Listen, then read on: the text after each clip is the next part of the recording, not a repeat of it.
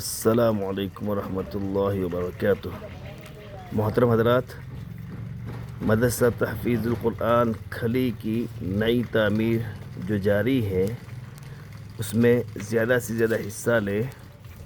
अपने मरहूमीन की इसाले सवाब के लिए जितना हो सके ताउन फरमाएँ।